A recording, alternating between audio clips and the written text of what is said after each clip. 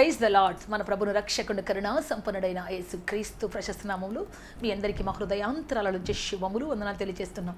అందరూ సంతోషంగా ఉన్నారు కాదు. ఈరోజు ఒక ప్రశస్తమైన మాట దేవుడు మాట్లాడబోతూ ఉన్నాడు. ఈరోజు ఎలా నిర్భయంగా బ్రతకాలో, ఈరోజు మనం ఎలా సంతోషంగా బ్రతకాలో, ఒకరి చేతిలో ఇరుక్కోకుండా, ఒకరి చేతిలో పట్టపడకుండా ఎలా బ్రతకాలో దేవుడు మనకు తెలియచేయబోతూ ఉన్నాడు. అనేక సార్లు నీవు అనేకుల చేతిలో పట్టబడి ఉండుంటావు కదా. నీ మాట చేత, నీ ఒట్టు చేత, నీ ప్రమాణం చేత మరి అనేకసార్లు చిక్కుకొని పోయి ఉంటావు. అయితే ఈ రోజున ఎలా బ్రతకాలి, మన జీవితంలో ఎలా ముందుకెళ్ళాలి, మన జీవితం ఎలా, మన కుటుంబాన్ని కాపాడుకోవాలి, దేవుడు ప్రత్యేకంగా విశేషంగా నీతో మాట్లాడబోతున్నాడు. సహోదరుడా, నా పిల్లల్ని ఎలా కట్టుకోవాలి, నా కుటుంబాన్ని ఎలా కట్టుకోవాలి, ఎలా నా జీవితం ముందుకు నడిపించుకోవాలని ఒకవేళ నువ్వు ఆలోచిస్తూ ఉంటే ఈరోజు ఒక ప్రత్యేకమైన ఆలోచన ప్రభు నీకు దయచేయబోతూ ఉన్నాడు. ఈ వాక్యం నిశ్చయముగా నీ కోసమే, ఈ వాక్యం నిశ్చయంగా నీ బ్రతుకును బాగు చేయడం కోసమే. Don't miss it. దీన్ని పోగొట్టుకోవద్దండి, ఖచ్చితంగా చూడండి, అనేకులు పరిచయం చేయండి. అనేకులు ఈ వాక్యం ద్వారా బాగుపడినట్లు, వారందరి జీవితాలు అద్భుతకరంగా మార్చబడినట్లుగా దయచేసి మీ అందరూ కూడా అనేకులు పరిచయం చేయండి. ఏసే జవాబు కార్యక్రమం అందరి జీవితంలో జవాబుగా రావాలని మేము ఆశిస్తూ ఉన్నాం. దయచేసి పని చేస్తారని ఆశిస్తున్నాను. మా అందరి కోసం మీరు ప్రార్థన చేయండి. ఈ యొక్క ప్రోగ్రాం ఇంకా ఎఫెక్టివ్గా దేవుడు అనేకులకు, వేలాది మందికి, లక్షలాది మందికి చేరునట్లుగా మా కోసం మీరు ప్రార్థన చేయాలని కోరుతున్నాం. ప్రార్థన చేసుకుంటాం. తలలో ఉంచి ఒక చిన్న ప్రార్థన చేసుకొని ఈ యొక్క గొప్ప మరి వాక్యాన్ని ఆరంభించుకుంటాం. లార్డ్ జీసస్, హల్లెలూయా, హల్లెలూయా, హల్లెలూయా. శక్తిమంతుడా, బలవంతుడా, ఆశ్చర్యకరుడా, మిమ్మల్ని ఆరాధిస్తున్నాం, స్తుతిస్తున్నాం. మీకు మహిమ, ఘనత, ప్రభావములు ఆరోపిస్తున్నాం. పరలోకపు తండ్రి, దిగి రమ్మని మీ కాళ్ళు పట్టుకుని బతిమలాడుతున్నాం. దేవా, మీరు అద్భుతం చేసే దేవుడయ్యా, ఆశ్చర్యకారం చేసే రక్షకుడు మీరయ్యా, పరిశుద్ధపరిచే తండ్రి మీరయ్యా. యేసయ్యా, మాకు ఆలోచన పుట్టించే దేవుడు మీరు తండ్రి. మమ్మల్ని గొప్పవారిగా లేవనెత్తే రక్షకుడు మీరయ్యా. అయ్యా స్తోత్రం. కన్నీటి లోయల్లోంచి, దుఃఖపు లోయల్లోంచి, పాపపు ఊబిలోంచి లేవనెత్తి పరిశుద్ధపరిచి గొప్ప చేసి మా బ్రతుకులు నిలబెట్టే దేవుడు మీరయ్యా. మీ కృపాకరణ ఇచ్చి నడిపించి బలపరిచి సహాయించమని, మీరు అభిషేకించమని, ఆస్వాదించమని యేసుక్రీస్తు శక్తి కలిగిన నామములు అడిగి వేడుకొంచున్నాము తండ్రి. ఆమేన్, ఆమేన్, ఆమేన్. బైబిల్ నుంచి ఒక వాక్యం చదువుకుంటాం. ఈ రోజున మనము మార్కు సువార్త 7వ అధ్యాయం 17 నుంచి 29 వరకు మనం చదువుకుంటే ఇక్కడ మనకు ఒక చరిత్ర కనబడుతుంది. ఏంటి అంటే, హేరోదియా అనేటువంటి ఒక స్త్రీ తన భర్త అయిన ఫిలిప్పును చంపి తన కుమార్తెను కూడా తీసుకొని మరి తన బావ అయినటువంటి హేరోదు అనేటువంటి ఒక చక్రవర్తిని, తన సొంత బావ అయినటువంటి హేరోదు చక్రవర్తిని వివాహం చేసుకుంటుంది. ఆ తర్వాత ప్రియ దేవుని బిడ్డ వారిద్దరి బంధాన్ని చూసి అక్కడే ఉన్నటువంటి ప్రవక్త బాప్టిజం ఇచ్చి యోహాను వారిని గద్దించాడు. అయితే అతన్ని చంపాలని ఆమె పగబట్టి హృదయంలో ఉక్రోషంతో రగిలిపోతూ ఉంటుంది. ఒకరోజు అతని బర్త్డే ఫంక్షన్ వచ్చినప్పుడు, ఆ జన్మదినం వచ్చినప్పుడు, అనేకులు పిలిపించినప్పుడు ఆ యొక్క పార్టీలో ఆమె కుమార్తె అయినటువంటి హేరోదియా కుమార్తెను డ్యాన్స్ని పంపించినప్పుడు ఆ డ్యాన్స్ వేసినప్పుడు ఆ నాట్యాన్ని చూసి అతను మైమర్చిపోయి అతను చెప్పాడు, నువ్వేం కోరుకుంటావో చెప్పు, నా రాజ్యంలో సగమని ఇచ్చేస్తానని ఒట్టు పెట్టుకున్నాడు. ఆ తర్వాత ఆమె లోపలికి వెళ్ళి తన తల్లిని అడిగింది, ఏం అడగాలమ్మా నేను అని అడిగినప్పుడు ఆ తల్లి చెప్పింది, బాప్టిజం ఇచ్చి యోహాను తల పళ్ళెంలో పెట్టి ఇవ్వమను. ఎందుకంటే ఆమె పగతో రగిలిపోతూ ఉన్నది, ప్రతీకారంతో రగిలిపోతుంది. ఇంతమంది ముందు నన్ను ఇతడు ఈ విధంగా గద్దిస్తాడా, నా ఇష్టాన్ని కాదంటాడా అని చెప్పేసేసి పగను, ప్రతీకారం లోపల పెట్టుకొని రగిలిపోతూ ఉంది. ప్రియ దేవుని బిడ్డ, ఆమె బాప్టిజం ఇచ్చి యోహాను తల నాకు ఇవ్వండి అని బయటకు వచ్చి ఇమీడియట్గా రాజుని అడిగింది. రాజు చాలా దుఃఖపడ్డాడు. ఈరోజు నేను చెప్పే ఈ వాక్యపు టైటిల్ ఏంటి అంటే, ముగ్గురి మూర్ఖుల కథ. మొదటి మూర్ఖురాలు ఎవరు అంటే హేరోదియా. నిన్ననే మనం నేర్చుకున్నాం.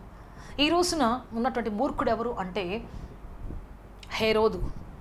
హేరోదు మహాచక్రవర్తి కదా. అతనికి ఎంతోమంది తెలుసు, ఎంతోమంది మనుషుల మనోభావాలు తెలుసు. రాజు ఎలా ఉంటే బాగుంటుంది, తన రాజ్యం ఎలా కాపాడబడుతుంది, ఏ విధంగా ఉండాలి, ఒక రాజ్యాన్ని సంపాదించాలంటే ఎంత కష్టం, ఎంతమంది సైనికులు రక్తపాతం ఉంటుంది దాని వెనకాల. ఒక స్ట్రిప్పుని లేకపోతే ఒక ప్లేస్ని దండెత్తి వెళ్ళి వాళ్ళు దాన్ని స్వాధీనపరచుకోవాలంటే ఎంతమంది తలకాయలు ఎగిరిపోయి ఉంటాయి, ఎంతమంది కాళ్ళు చేతులు తెగిపోయి ఉంటాయి, ఎంతమంది భార్యలు విధవరాలు అయి ఉంటారు, ఎంతమంది పిల్లలు అనాథలు అయిపోయి ఉంటారు. మా నాన్న దేశం కోసం పోరాడి చచ్చిపోయాడని చెప్తారు, కానీ పైకి లోపల ఎంత దుఃఖం ఉంటుంది, వాళ్ళ తండ్రిని ఎంత మిస్ అయిపోయి ఉంటారు కదా. ప్రియ దేవుని బిడ్డ, నా భర్త దేశం కోసం చచ్చిపోయాడని భార్య చెప్పుద్ది, కానీ ప్రతిరోజు ఏడవని రోజు ఉంటుందా? వాళ్ళు ఎంత త్యాగపూరితమైన వాళ్ళు అయినా, వాళ్ళు ఫిజికల్ యాబ్సెన్స్ అనేది, ఫిజికల్గా వాళ్ళని పోగొట్టుకున్నటువంటి ఆ గ్యాప్ అనేది వాళ్ళ బ్రతుకుని జీవితాంతం వేధిస్తూనే ఉంటుంది. అంత బాధలో, అంత కష్టములో ఒక దేశాన్ని మీద దండెత్తి లేకపోతే ఒక దేశాన్ని స్వాధీనపరుచుకొని రావాలంటే ఇంత పెద్ద మరి త్యాగాలు ఉంటాయి, ఇంతమంది కన్నీళ్ళు ఉంటాయి దాని వెనక, ఇంతమంది ఉద్వేగం ఉంటుంది వాళ్ళ హృదయాల్లో. అయితే ప్రతి దేవుని బిడ్డ, ఇతడు ఒక అమ్మాయి డ్యాన్స్ వేసిందని, ఒక ఆడపిల్ల డ్యాన్స్ వేసిందని ఇవ్వచ్చు, గిఫ్ట్లు చాలా ఉన్నాయి, బలా బిడ్డ నువ్వు చాలా బాగా డ్యాన్స్ వేసావురా, నువ్వు బాగా నేర్చుకున్నావురా అని అప్రిషియేట్ చేయాలి. ఆమె చాలా బాగా నైపుణ్యంగా డ్యాన్స్ వేసింది కదా, అప్రిషియేట్ చేయాలి. ఖచ్చితంగా చేసి ఏదో ఒక మంచి గిఫ్ట్ ఇవ్వచ్చు. ఇదిగో ఈ ఉంగరం తీసుకో, ఈ బంగారు ఈ ఆభరణం వేసుకో, లేకపోతే అదిగా ప్యాలెస్ నీకు కట్టిస్తాను, లేకపోతే ఈ ప్యాలెస్ తీసుకో, ఇవ్వాలంటే ఎన్ని గిఫ్ట్లు లేవు ఆయనకి. కానీ ఆయన ఏమన్నాడు తెలుసా? ఇక్కడ చూద్దాం, మార్కు సువార్త 6వ అధ్యాయం 20 చదువుకున్నాం. అప్పుడు హెరోదియ కుమార్తె లోపలికి వచ్చి నాట్యమాడి హేరోదును అతనితో కూడా పంక్తిని కూర్చున్న వారిని సంతోషపరిచెను. కనుక రాజు నీకు ఇష్టమైనది ఏదైనా నన్ను అడుగుము, నేను నీకు ఇచ్చేదనని ఆ చిన్నదానితో చెప్పాను. మరియు జాగ్రత్తగా విందాం. నీవు నా రాజ్యంలో సగం మట్టుకు ఏమడిగినను నీకు ఇచ్చేదనని అతడు ఆమెతో ఒట్టు పెట్టుకోనేనో. ఏదైనా ఇచ్చి పంపించచ్చు కదా. అతను ఏం చేశాడు తెలుసా? నువ్వేమడుగుతావు అడుగు. అందరి ముందు చాలా మరి హుందాగా చెప్పాడు ఆయన, చాలా బోస్టింగ్గా చెప్పాడు. నేను మాట ఇచ్చానని తప్పను. అసలు వాళ్ళు ఎదుటోళ్ళు ఏమడుగుతారో, అసలు వాళ్ళకి ఎంత ఛాన్స్ మనం ఎందుకు ఇవ్వాలి, ఏం ఆలోచించలేదు. మనం కూడా చాలాసార్లు ఏం చెప్తుంది తెలుసా? రే నువ్వు కానీ 10th క్లాసు 550 కానీ తెచ్చుకున్నావు, 600 కానీ తెచ్చుకున్నావు, 550 తెచ్చుకున్నా, 560 తెచ్చుకున్నా, నేను నువ్వు ఏం అడిగినా ఇచ్చేస్తాను రా. వాడు నిజంగా తెచ్చుకుంటాడు. ఎందుకంటే వాడికి ఒక ఆశ ఉంటుంది. తెచ్చుకుంటాడు. తెచ్చుకున్న తర్వాత వచ్చేసి ఆ సర్టిఫికేట్ చూపించి అంటాడు, మమ్మీ డాడీ మీరు ఆ రోజు ఏం చెప్పారు, ప్రామిస్తా మమ్మీ చెప్పి మరి ప్రామిస్గా ఇస్తారా నాకంటే, ఓ నువ్వేం అడిగినా ఇస్తావురా ఆ రోజు అంటారు. కానీ వచ్చి అంటాడు, గంటకి 150 కిలోమీటర్ల వేగంతో పోయి బైక్ కావాలి నాకు. ముందు కూర్చున్నాడేమో కింద పడిపోయి ఉంటాడు, వెనక కూర్చున్నాడేమో పైకి బోర్లు పడిపోయి ఉంటాడు. ఇప్పుడు వచ్చి వెరైటీ బైకులు అన్నీ, ప్రాణాలు తీసే బైకులు, అవి ఏక నరక తీసుకోపోయే బండ్లు ఇవన్నీ ఇప్పుడు వచ్చాయన్నీ కూడా. కంట్రోల్ ఉండు వాటికి, అంత స్పీడు, అంత భయంకరం స్పీడు. అమెరికాలోనో ఎక్కడో అయితే ఎవరు దారిలో వాళ్ళు వెళ్తుంటారు, మనకు అట్లా లేదే, జనాల మధ్య నుంచి వెళ్ళాలి. అంత స్పీడ్ మీద వాడు చచ్చిపోతాడు, మరి ఎక్కించుకుని వెనకాలలో చంపుతాడు, ఎదుర్కొన్న వాళ్ళు చంపుతాడు, ఇంతమంది మరణానికి కారణం అవుతాడు. మమ్మీ డాడీ నువ్వు ప్రామిస్ చేసావు నాకు ఆ బైక్ కొనిస్తావా లేదా, అదే కొని, నాకు ఏది వద్దు, నాకు అదే కావాలి, అదే కావాలి, లేకపోతే చదవను నేను, లేకపోతే కాలేజీకి వెళ్ళను నేను, అన్నం తినను నేను, మొదలవుద్ది ఇంక ఇంట్లో. ఇంత పెద్ద సెల్లు కావాలి మమ్మీ, నాకు ₹1,00,000 సెల్లు కావాలి, కనీసం 50,000 సెల్లు కావాలి. దాంట్లో వాడు చూడకూడని దృశ్యాలను చూసి భయంకరంగా దాంట్లో ఎడిక్ట్ అయిపోయి కళ్ళు పోయేందాకా రాత్రులు పగలు కూర్చొని చూసుకుంటూ చూసుకుంటూ పోతుంటాడు. చెవిలో ఫోన్లు, మళ్ళీ ఎవరు పిలిచినా వినపడదు వాడికి, దేవుడు పిలిచినా వినపడదు వాడికి. దారి తప్పిపోయి ఎన్నో భయంకరంగా. అందుకే చెప్తున్నా, ప్రామిస్ మాత్రం చేయదు, ఒట్టు పెట్టుకోవద్దు. అందుకే బైబిల్ చెప్తుంది, నీ చెలికాని చేతిలో చెయ్యి వేసి వానికి నువ్వు పూట పడనేలా. ఎందుకు పూట పడతావు, ఎందుకు ఒప్పుకుంటావు, ఎందుకు ఒప్పుకుంటావు? సుప్రియ దేవుని బిడ్డ సంసోను కూడా దెలీలా చేతిలో చెయ్యేసి నువ్వంటే నాకు ప్రాణం, నువ్వేమన్నా చెప్తాను అన్నాడు. నన్ను ప్రేమిస్తున్నాను అన్నావే, నాకు చెబుతాను అన్నావే, చెప్పు చెప్పు చెప్పు, నీకోసం ఏమైనా చేస్తానన్నావే, నీకోసం ఏమైనా చెప్తానన్నావే, చెప్పు చెప్పు చెప్పు. అయిపోయి చెప్పిందాక వదలలేదు ఇంకా, చివరికి ప్రాణమే పోయింది అతనికి. దేవుని బిడ్డ వీళ్ళు కూడా ఏం చేస్తారంటే నీకు పలాంది ఇస్తాంరా అని చెప్పేసి ప్రామిస్ చేస్తారు. ఆ తర్వాత ఇవ్వలేక రాజుగారు దుఃఖపడ్డాడని బైబిల్ చెప్తుంది. చాలా దుఃఖపడ్డాడంట అతను. అది వినగానే భయపడేవాడు. బ్యాప్టిజం ఇచ్చి యోహాన్ అంటే అతను వాక్యం చెబుతుంటే ఇష్టం లేకపోతే వినేవాడంట, భయపడుతూ వినేవాడంట. వినంగినం కొంతకాలానికి మారుమనసు వచ్చేదేమో. దేవుని బిడ్డ ఇప్పుడు అలివిగానటువంటి అతను ఇవ్వలేనటువంటి ఒక భయంకర గిఫ్ట్ అడిగింది ఆ పిల్ల. ఇవ్వనని చెప్పలేడు, ఎందుకంటే అందరి ముందు చెప్పాడు కాబట్టి. సో ఇప్పుడు ఖచ్చితంగా ఇవ్వాలి. ఒక నీతిమంతుడిని చంపాలి. ఆ నీతిమంతుడు ఏం చేస్తున్నాడు ఆ రాజ్యంలో అంటే తన రాజ్యాన్ని కాపాడుతున్నాడు.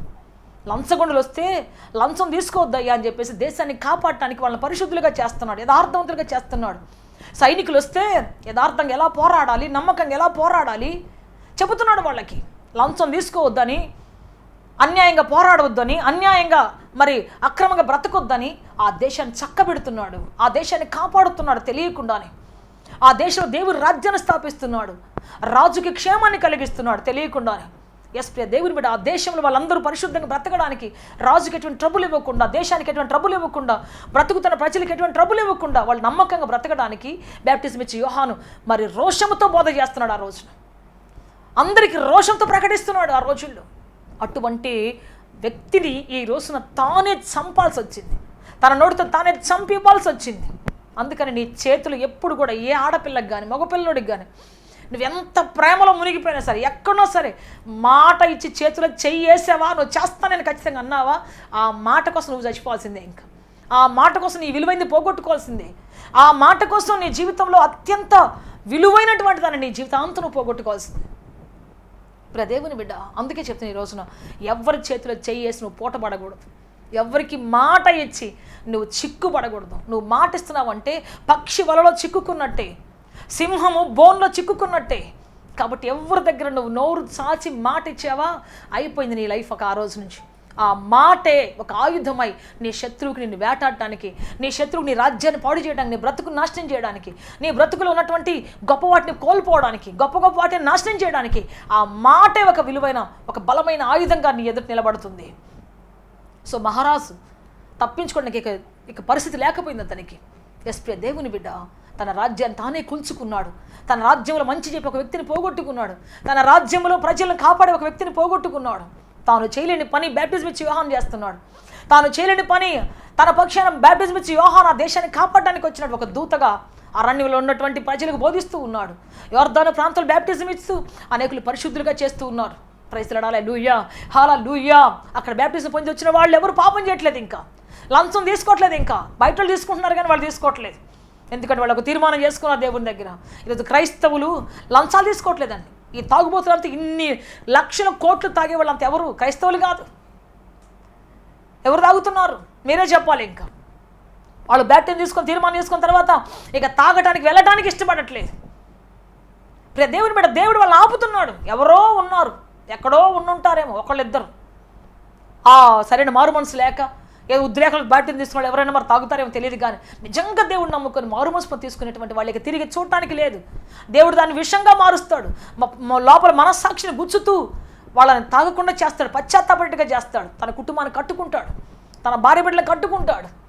ప్రియ దేవుని బిడ్డ, ఈ రోజులు లక్షల కోట్లు వస్తున్నాయి అంట ఆదా మన దేశంలో సగం దీనివల్లే వస్తుందంట, తాగుబోతుల వల్లే వస్తుందంట. చెప్తా ఉన్నారు ప్రభుత్వం నడవాలంటే తాగాల్సిందే.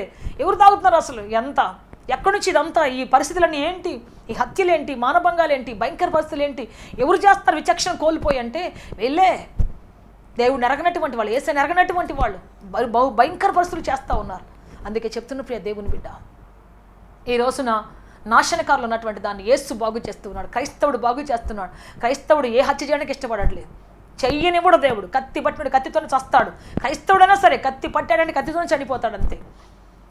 అందుకని దేవుని బిడ్డ, దేవుడు అనేక చట్టాలు ఏర్పరిచి సేవకులు ఏర్పరిచి దేశాన్ని కాపాడడానికి, దేశంలో నెమ్మదిని కలిగించడానికి, సమాధానం కలిగించడానికి, సౌభ్రాతృత్వం కలిగించడానికి, ఒకరి పట్ల ఒకరు ప్రేమ అనురాగాన్ని కల్పించడానికి, తన పొరుగు వారిని ప్రేమించడానికి దేవుడు కొన్ని చట్టాలు తీసుకొచ్చాడు. దేవుడు కొంతమంది సేవకులకు చట్టాలు ఇచ్చి పంపించాడు. అయితే హేరోదు రాజు ఏం చేశాడు తెలుసా? ఆ చట్టాన్ని ముక్కలు చేశాడు. ఆ చట్టం తల తీసేశాడు. ఈ రోజున ఇంకా ఎవరు చెప్తారు ఆయనకి? తన దేశాన్ని ఎవరు కాపాడతారు? తన దేశాన్ని ఎవరు ఆదరిస్తారు? ప్రియ దేవుని బిడ్డ, అనేక సార్లు మనం ఇచ్చేటువంటి మాటలు, మనం చేసే వాగ్దానాలు, మనం చెప్పే మాటలు చర్ణకొల్లాగా మనం వెంటబడుతున్నాయి, మునుకొల్లాగా తగులుతున్నాయి మన జీవితాన్ని. అందుకే జాగ్రత్త ప్రియ దేవుని బిడ్డ. నీ పిల్లలకు లేనిపోని వాటిని కొనిపించి వాళ్ళ భవిష్యత్తు నాశనం చేయొద్దు. వయసుకు మించిన వాటిని వాళ్ళకి నేర్పించి, వయసుకు మించినటువంటి వాటిని వాగ్దానం చేసి వాళ్ళకి ఇప్పించి, ఏదో స్టేటస్ సింబల్ లాగా, పెద్ద సెల్ ఉంటే పెద్ద స్టేటస్ సింబల్, పెద్ద కాలేజీలో చదివితే మమ్మీ నేను పలానా కాలేజీ చదువుతాను, మా వాళ్ళందరూ అక్కడ ఉన్నారు, వాళ్ళందరూ బాగా ఉద్యోగస్తులు వాళ్ళు చదువుకుంటారు, నువ్వు ఇస్త్రీ చేసి మన బట్టలు ఇస్త్రీ చేసి చదివించాలి, నేను పోయి ఆ పెద్ద కాలేజీ చదువుతాను లేకపోతే చదవనంటే? ప్రియ దేవుని బిడ్డ, అనేక సార్లు పిల్లలకు మనం వాగ్దానాలు చేసి వాళ్ళకి మనకు మించినటువంటి ఫెసిలిటీస్ ఇస్తున్నాం మన జీవితంలో. మా డాడీ ఒకటే మాట చెప్తాడు, మనకు మించిన ఫెసిలిటీస్ ఎప్పుడు మన పిల్లలకి ఇవ్వకూడదు. మనం ఏమంటాం, నేను కష్టపడినా పర్లేదు నా పిల్లలు బాగుండాలనుకుంటాం, అదే పెద్ద తప్పు. బాగుండాలనేది నువ్వు చేసేదాన్ని బట్టి కాదంట, వాళ్ళు ఎక్కి సంపాదించే దానివల్ల గొప్పది ఏదో చెప్పాలి తప్ప నువ్వు ఈజీగా ఎక్కించకూడదు. అక్కడికి ప్రయాసతో వాళ్ళు ఎక్కాల్సిందే, కష్టపడి ఎక్కితేనే దానికి విలువేంటో తెలుస్తుంది వాళ్ళకి. ఈజీగా మెట్లెక్కి మనం పైకి ఎక్కించి నిచ్చెన మీద మనమే నిచ్చెనాయి ఎక్కిచ్చేసి పైన కూర్చోబెట్టి బాగుందరు అంటే అది ఎప్పటికైనా పడిపోతారు వాడు ఎక్కాలి కష్టపడి ఎక్కాలి. ప్రైజ్ లార్డ్, హల్లెలూయా, హల్లెలూయా. అందుకే మనం వాగ్దానాలు చేయకూడదు పిల్లలకి, ఆ తర్వాత నువ్వు వెనక్కి తీసుకోలేవు దాన్ని. ఈ రోజుల్లో పిల్లల చదువుల కోసం లక్షలు ఖర్చు పెట్టి ఆ తర్వాత వాళ్ళు ఎక్కడో వెళ్ళిపోయి ఏ అమెరికాలోనో ఎక్కడో సెటిల్ అయిపోతే అప్పులు తీర్చుకోలేక వాడు పైసా పంపిడు అక్కడ పోయిన తర్వాత. ఎంతోమందిని చూస్తున్నామండి, అప్పులు చేసి చదివించామమ్మ, పిల్లలు ఎగిరిపోయారమ్మ.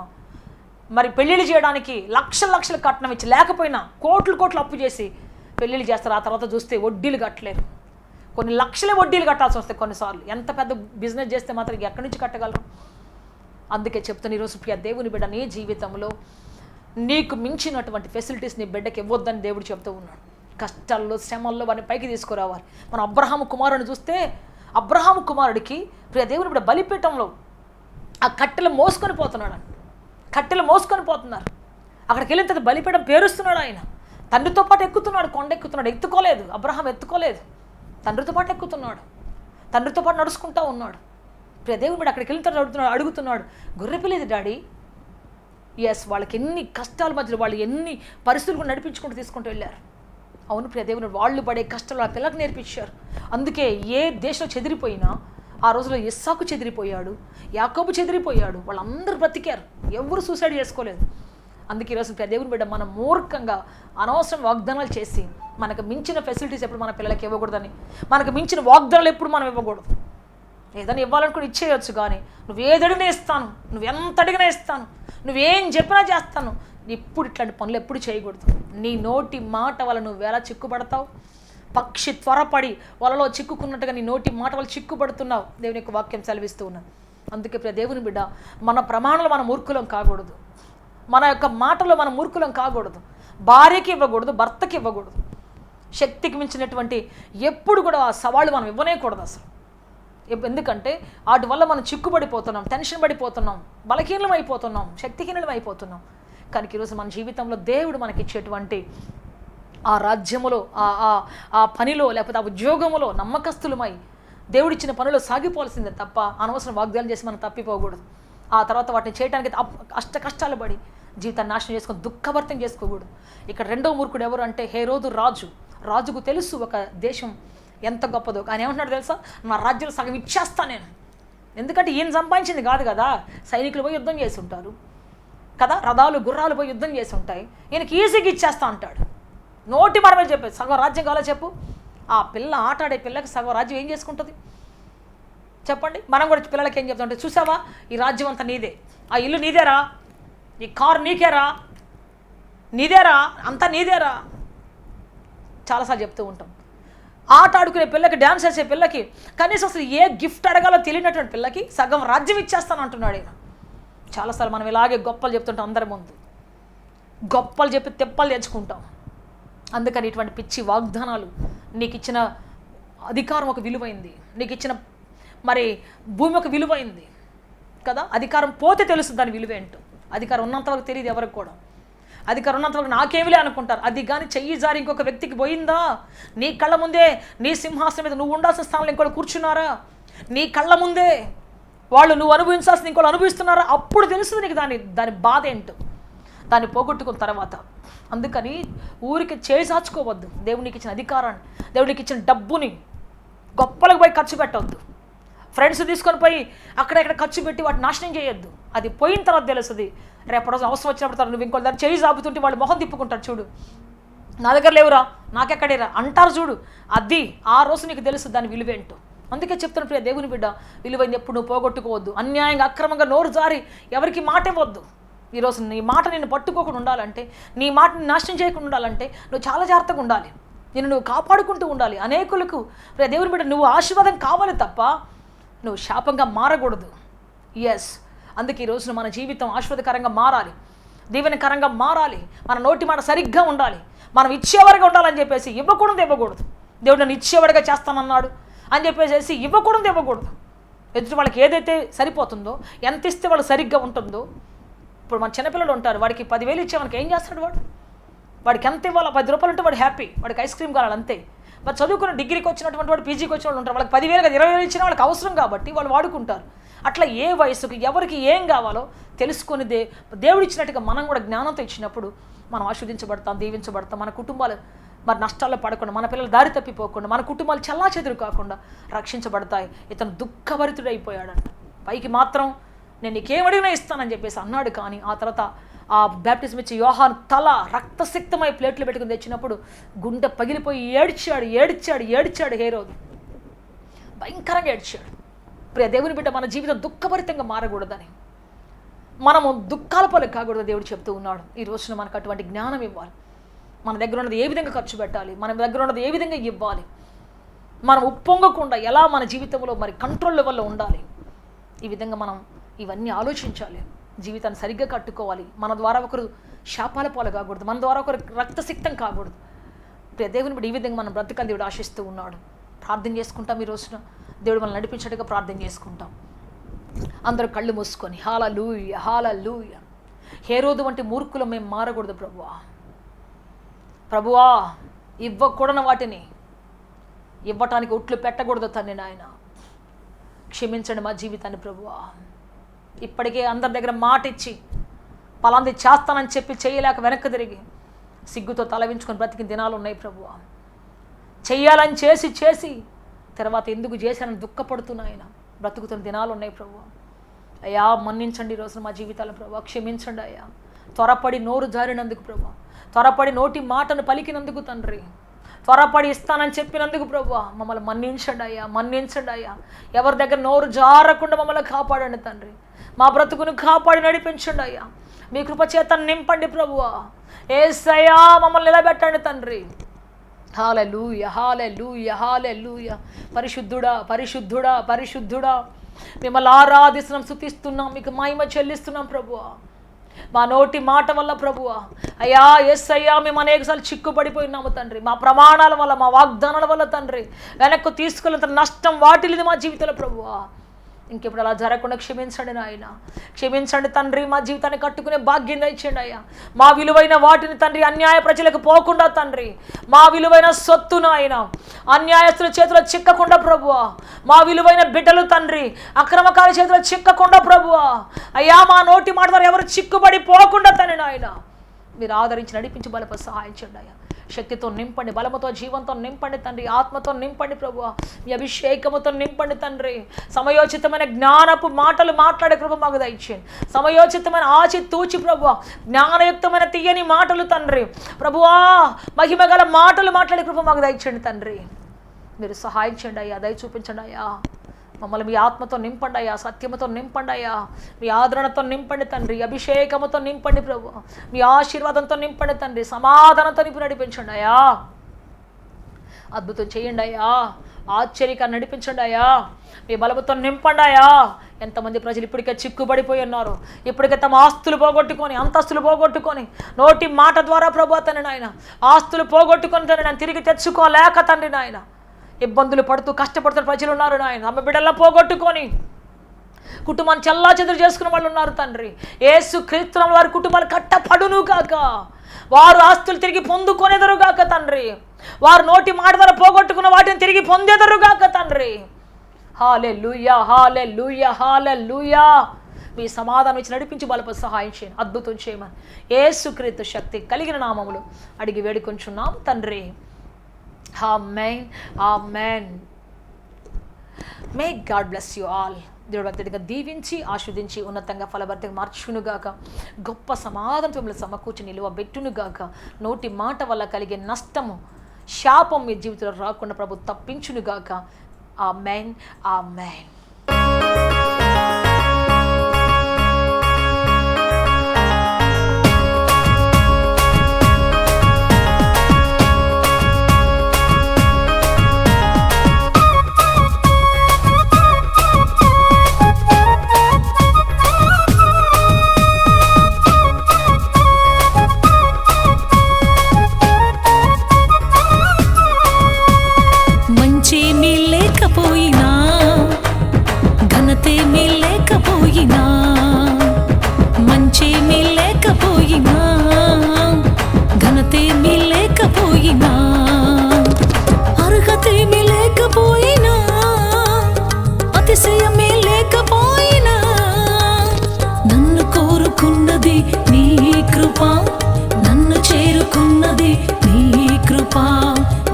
కలుసుకున్నది నీ కృప, నన్ను గెలుచుకున్నది నీ కృప.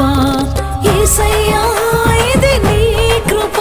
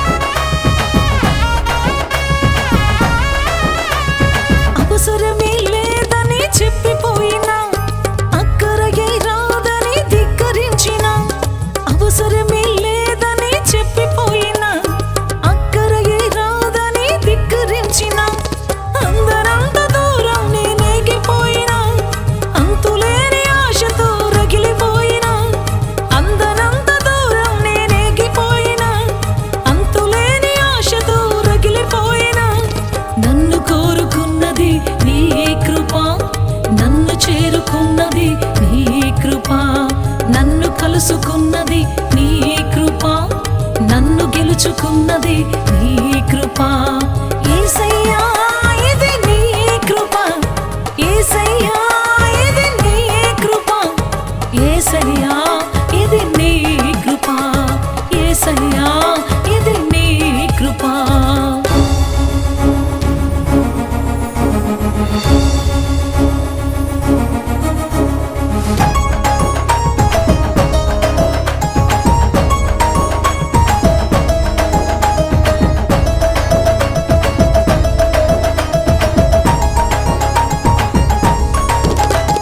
నా బలమే చాలని ధైర్యముందినా, నా బలగమే ఎక్కువని పొంగిపోయినా. నా బలమే చాలని ధైర్యముందినా, నా బలగమే ఎక్కువని పొంగిపోయినా. అందరాని కొమ్మల్లో గూడు కట్టినా, ఎండమావి కొంగుల్లో తొంగి చూసినా. అందరాని కొమ్మల్లో గూడు కట్టినా, ఎండమావి కొంగుల్లో తొంగి చూసినా. నన్ను కోరుకున్నది నీ కృప, నన్ను చేరుకున్నది నీ కృప, నన్ను కలుసుకున్నది నీ కృప, నన్ను గెలుచుకున్నది నీ కృప. యేసయ్యా ఇది నీ కృప, యేసయ్యా ఇది నీ కృప, యేసయ్యా ఇది నీ కృప, యేసయ్యా ఇది నీ కృప.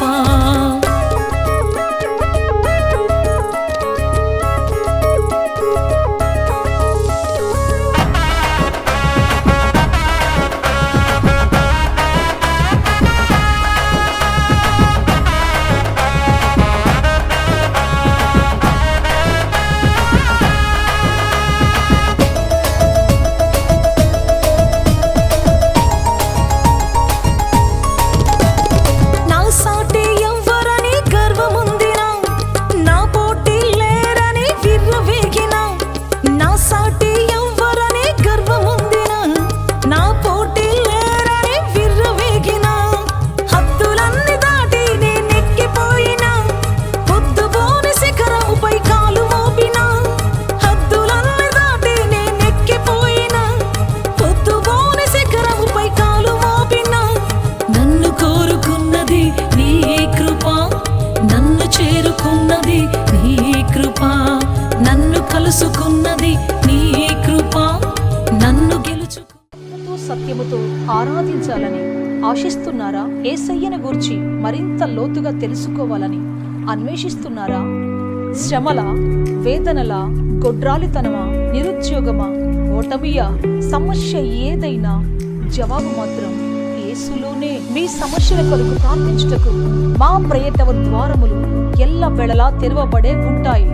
వివరములకు మా చిరునామా హోలీ ప్యారడైజ్, KH వాడ, నవాబ్పేట, నెల్లూరు, ఆంధ్రప్రదేశ్, ఇండియా. మా ఫోన్ నంబర్లు 9247807631 మరియు రండి